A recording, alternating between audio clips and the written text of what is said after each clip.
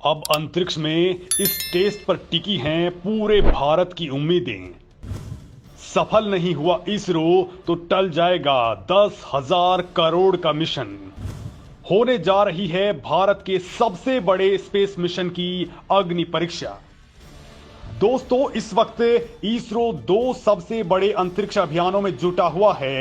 एक इसी साल अगस्त में लॉन्च होने वाला चंद्रयान 3 मिशन है, तो दूसरा है मोदी का dream project Gaganyaan mission. ISRO के चंद्रयान 3 मिशन के लिए इसरो ने हाल ही में कई सारे टेस्ट पूरे कर लिए गए हैं।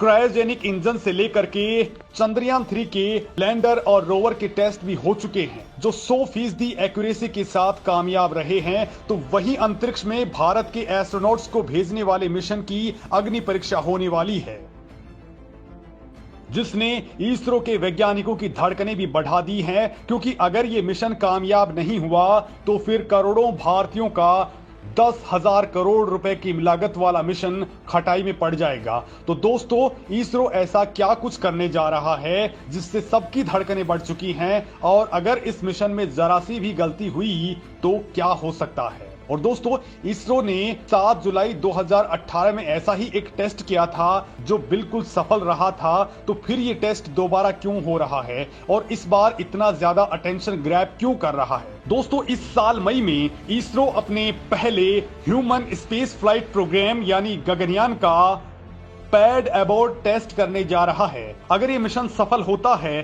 तो भारत ये तकनीक हासिल करने वाला दुनिया का चौथा देश बन जाएगा। तो वहीं असफल होने पर गगनयान मिशन ही खटाई में पड़ जाएगा। दोस्तों, ये टेस्ट इतना खास है कि पीएम मोदी की टीम भी इसकी लगातार मॉनिटरिंग कर रही है। केंद्रीय विज्ञान मंत्री डॉक्टर जितेंद्र सिंह ने कहा है कि इसरो इसी साल मई में पैड एबोर्ट टेस्ट करेगा। अब दोस्तों, आपको जरा इस मिशन को ठीक से समझाता हूं। दरअसल एबॉर्ट का मतलब होता है मिशन को खत्म करना, और ये पैड एबॉर्ट टेस्ट असल में एक लॉन्च एस्केप प्रोग्राम होता है। इसे आप ऐसे समझ सकते हैं कि भारत की बेटी और नासा की एस्ट्रोनॉट्स कल्पना चावला जब अंतरिक्ष से वापस धरती पर आ रही थी तो उनका विमान अंतरिक्ष में ही क्रैश हो गया था और सभी एस्ट्रोनॉट्स मारे गए। अगर उस वक्त इस तरह की तकनीक होती तो वो सभी बच सकते थे। मतलब आप समझ चुके हैं कि ये तकनीक बहुत ज्यादा महत्वपूर्ण है। दोस्तों, ये तकनीक ठीक वैसी ही है जैसे फाइटर जेट में किसी भी तरह की इमरजेंसी या खराबी आने पर फाइटर पायलट सीट से इजेक्ट कर लेता है। ठीक उसी तरह ह्यूमन स्पेस फ्लाइट मिशन के रॉकेट में लॉन्च एस्केप सिस्टम होता है, जिसमें क्रू मॉड्यूल यानी उस केबिन को रॉकेट से अलग कर दिया जाता है जिसमें एस्ट्रोनॉट्स बैठे हुए होते हैं। आप देख सकते हैं कि ये रॉकेट का सबसे ऊपरी हिस्सा है जहां पर क्रू मॉड्यूल लगा होता है। जैसे ही रॉकेट में कोई गड़बड़ी होती है तो ये मॉड्यूल अपने आप लॉन्च व्हीकल से अलग हो जाता है। दोस्तों, क्रू मॉड्यूल के नीचे इंजन यानी बूस्टर्स लगे होते हैं। जैसे कि रॉकेट में किसी भी तरह की गड़बड़ी महसूस होती है, क्रू मॉड्यूल यानी एस्ट्रोनॉट्स के कैप्सूल के बूस्टर्स एक कमांड के साथ उसे रॉकेट से अलग कर देते हैं।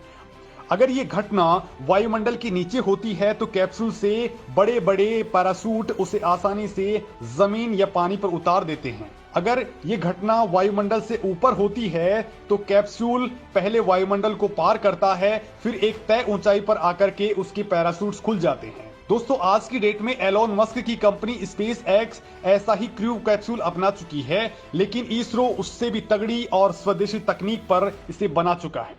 दोस्तों, इसी साल मई में होने वाला यह टेस्ट पहली बार नहीं है। इससे पहले जब जुलाई 2018 में ऐसा टेस्ट किया गया था तो वो 4 मिनट 25 सेकंड तक चला था। उसमें क्रू मॉड्यूल को एक रॉकेट से 2.75 किलोमीटर ऊंचाई पर ले जाया गया था। उसके बाद पैड एबॉर्ट टेस्ट किया गया। दोस्तों, रॉकेट से अलग होकर क्रू मॉड्यूल सफलतापूर्वक पैराशूट के सहारे बंगाल की खाड़ी में गिरा। वो अपने लॉन्च पैड से उस समय करीब 3 किलोमीटर की दूरी पर इस खाड़ी में गिरा था। इसरो ने मई में होने वाले टेस्ट मिशन का नाम रखा है TVD-1 यानी टेस्ट व्हीकल डेमोन्स्ट्रेशन। दोस्तों, इसे अधिक ऊंचाई पर ले जाकर के किया जाएगा। पहले इस साल फरवरी में इसे किया जाना था, लेकिन किसी वजह से इसे टालकर अब मई में कर दिया गया है। इस बार एबॉर्ट टेस्ट 15 से 16 किलोमीटर की ऊंचाई पर किया जाएगा। इस दौरान जब इसरो का यान समुद्र तल से आसमान में 11 किलोमीटर की ऊंचाई पर होगा तब इन फ्लाइट एबॉर्ट सिनेरियो को शुरू कर दिया जाएगा और 15 से 16 किलोमीटर की ऊंचाई तक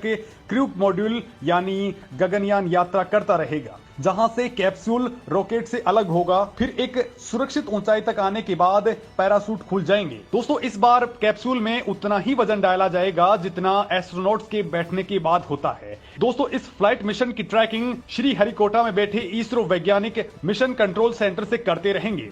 अगर यह मिशन सफल होता है तो रूस, अमेरिका और चीन के बाद भारत दुनिया का चौथा देश होगा जिसके पास इस तकनीक में महारत हासिल होगी। इसके बाद दोस्तों इसी साल गगनयान मिशन की पहली मानव रहित उड़ान यानी अनक्रूड फ्लाइट मिशन को पूरा किया जाएगा, जिसे G1 नाम दिया गया है। ये उड़ान लोअर अर्थ ऑर्बिट तक की होगी, यानी 150 किलोमीटर से लेकर के 1000 किलोमीटर की ऊंचाई तक के बीच में ये होने वाली है, जिसके बाद अगले साल की शुरुआत में एक बार फिर से इसी तरह का पैड एबोर्ट टेस्ट किया जाएगा और उसके बाद दोबारा से मानव रहित उड़ान होगी। और दोस्तों उसके बाद एक बार फिर से लोअर अर्थ ऑर्बिट में गगनयान कैप्सूल की दूसरी लोअर अर्थ ऑर्बिट उड़ान होगी और अगर ये पूरी तरह से सफल रहती है तो उसके बाद अगले साल ही गगनयान मिशन को लॉन्च कर दिया जाएगा, जिसमें 3 एस्ट्रोनॉट्स एक छोटी ऑर्बिटल उड़ान को अंजाम देंगे, यानी अंतरिक्ष में पहली बार हमारे एस्ट्रोनॉट्स अपने यान से पहुंचेंगे।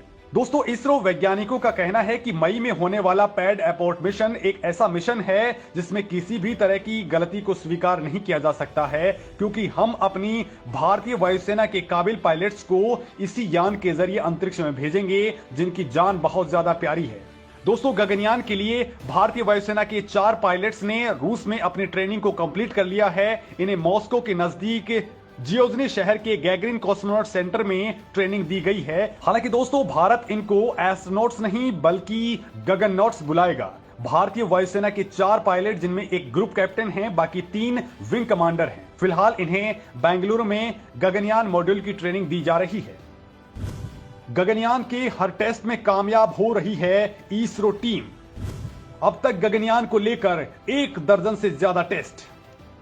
दोस्तों गगनयान मिशन को इसरो बहुत गंभीरता से ले रहा है। गगनयान मिशन की लैंडिंग के बाद उसे समुद्र में रिकवर करने के लिए भारतीय नौसेना और इसरो ने हाल ही में कोची स्थित वाटर सर्वाइवल टेस्ट फैसिलिटी में एक टेस्ट किया था। इस दौरान तेज लहरों में गगनयान के क्रू मॉड्यूल्स को तेज लहरों के बीच में छोड़ दिया गया ताकि उसके तैरने की क्षमता को परखा जा सके। क्रू मॉडल रिकवरी मॉडल की टेस्टिंग के दौरान उसका वजन, सेंटर ऑफ ग्रेविटी, बाहरी ढांचे आदि की जांच की गई। ये जांच ठीक उसी तरह से की गई जिस तरह से लैंडिंग और उसके बाद रिकवरी की जाती है।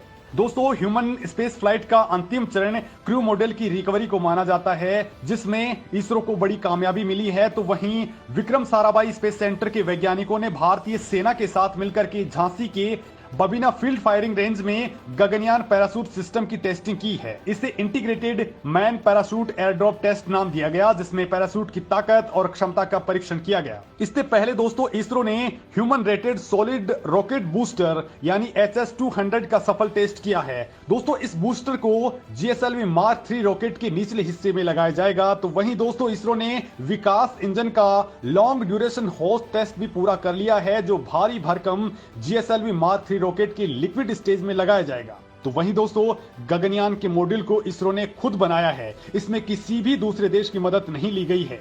गगनयान प्रोजेक्ट में भारत ने 10,000 करोड़ रुपए खर्च किए हैं, जो बहुत जल्द भारत को अंतरिक्ष शहंशाह बनाने वाला है। ब्यूरो रिपोर्ट, एक भारत श्रेष्ठ भारत। सब्सक्राइब, लाइक और कमेंट जरूर करें।